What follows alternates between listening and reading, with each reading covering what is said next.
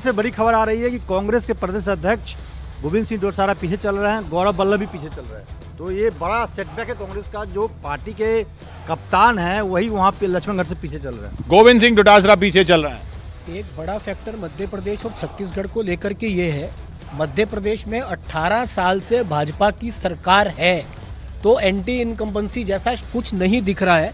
और छत्तीसगढ़ में जहां पिछले 5 साल बीजेपी जमीन पर बिल्कुल नहीं थी, वहां भी वो आज 37 सीटों पे खड़ी है 90 में से। या मध्य प्रदेश में तो बीजेपी की सरकार थी, वो और बड़े बहुमत के साथ आती दिख रही है। राजस्थान में कांग्रेस की सरकार थी, वहां बीजेपी आगे चल रही है।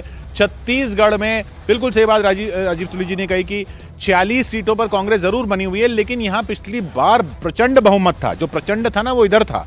देखिए, वो जो मोदी मैजिक देखना चाह रहे हैं ना, अगर राजस्थान में कांग्रेस के सबसे बड़े जादूगर को मोदी गायब कर दे रहे हैं तो मोदी मैजिक ही तो हुआ, और कौन सा मैजिक देखना चाहते हो। दूसरी बात यह है कि छत्तीसगढ़ में देखिए बीजेपी प्लस में है, मध्य प्रदेश में प्लस में है, राजस्थान प्लस में है और तेलंगाना में भी प्लस में है, भारतीय जनता पार्टी प्लस में है। राजस्थान का चुनावी इतिहास और अभी आपको पता नहीं, अगर चुनावी इतिहास पता होता तो वो इतिहास ही बता रहे ना, पिछली बार के मुकाबले प्लस में। अगर अभी भी 83 पे बने हुए हैं वो, यही तो अशोक जी की जादूगरी यही है। इसका मतलब ये साफ है कि बीजेपी मान रही है कि हमारी जो लोकल लीडरशिप है उसकी कोई हैसियत नहीं है। ये मान रही नहीं, इसीलिए बार-बार इनको हार किस तरह की पसंद है? बिल्कुल औंधे मुंह गिरने वाली हार पसंद है। कांग्रेस ने कम से कम डेमोक्रेसी दिखाई, उसने हर स्टेट में अपने नुमाइंदे को जिंदा रखा, लेकिन यहाँ मोदी मैजिक। देखिए, अगर स्टेट की लीडरशिप की बात करें, आप मध्य प्रदेश में आइए, आप कमलनाथ जी के अगर मध्य प्रदेश में एक्सपीरियंस की बात करते हैं तो शिवराज चौहान की बात करें तो दोनों के एक्सपीरियंस में स्टेट की राजनीति में बहुत फर्क है। तो आप ये तो नहीं कह सकते। दूसरी बात, अगर राजस्थान में बात करें तो राजस्थान में तो कांग्रेस के अंदर जब से वहाँ शिवराज जी का कौन जिक्र कर रहा है? आप बताइए।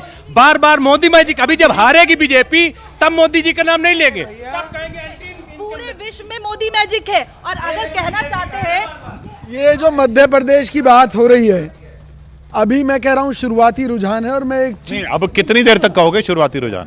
पूरे वहां बहुमत हो गया, वहां बहुमत हो गया, वहां बहुमत हो गया। किशोर भाई, जिस मध्य प्रदेश के अंदर बीजेपी के पास तेलंगाना में कांग्रेस को बहुमत, तेलंगाना में कांग्रेस को बहुमत। अभी जो रुझानों में कांग्रेस को बहुमत तेलंगाना में शुरुआती रुझान है। किशोर भाई, बिल्कुल शुरुआती रुझान है। ये पलटेंगे नहीं, पलटेंगे तो केवल मध्य प्रदेश और राजस्थान में जो दिख रहे हैं। और मैं आपको स्पष्ट कर दूं, मध्य प्रदेश में बीजेपी के पास मुख्यमंत्री चेहरा नहीं था। शिवराज जी अपना चेहरा लटकाए घूम रहे थे, पूरे प्रदेश की जनता जानती है। राजस्थान में बताया था क्या मुख्यमंत्री चेहरा कौन है? राजस्थान में तो डिप्टी सीएम आपके मुख्यमंत्री चेहरे पर आरोप लगा रहे हैं भ्रष्टाचार का। शिवराज जी को स्वयं कहना पड़ा कि अब की बार मामा की सरकार, ये मन से बोल रहे थे तो लग रहा था कि वो कितने ज्यादा। 4 बार मुख्यमंत्री रह चुके हैं आप। 18 साल से गायब हैं मध्य प्रदेश। किशोर जी, एक प्रैक्टिकल बात है, आपको ध्यान होगा कि इसी सब बहुमत से नीचे चली गई है छत्तीसगढ़ में कांग्रेस 44 पर और 41 पर बीजेपी। बहुत ही दिलचस्प होता हुआ छत्तीसगढ़ में। अब विजय जी कह रहे थे पलटेगा, लेकिन पलटा कांग्रेस के खिलाफ है। देखिए किशोर जी, एक बात मान के चलिए कि किसी भी पार्टी के लिए संगठन बड़ा होता है, व्यक्ति बड़ा नहीं होता है। आपको याद होगा कि इन्हीं सब बहानों से, लोगों के कहने के कारण कल्याण सिंह एक जमाने में संगठन के खिलाफ खड़े हो गए और कल्याण सिंह की दुर्गति हुई। और जिस वजह से ना शिवराज सिंह, लेकिन यहाँ पे बड़ी खबर छत्तीसगढ़ में जो कह रहे थे कि आदिवासियों का अपमान किया गया, वहां देखिए दिखा रहा है आप ही के स्क्रीन पे कि बीजेपी आगे लीड कर रही है। जी हाँ, 33 में 33 सीटें ऐसी जहां आदिवासी फैक्टर माना जाता है छत्तीसगढ़ में, उसमें 20 के रुझान आए हैं। 33 में जो 20 के रुझान आए, 21 के रुझान आए हैं, उनमें 12 पर बीजेपी आगे, 9 पर कांग्रेस आगे। लेकिन ये 12 जो बीजेपी आगे, ये +10 थे। यानी पिछली बार ये 2 सीटें थी बीजेपी की, वो 2 से बढ़ के 12 हो रही हैं। उधर नक्सल प्रभावित इलाकों में भी कांग्रेस की -6 हो रही हैं।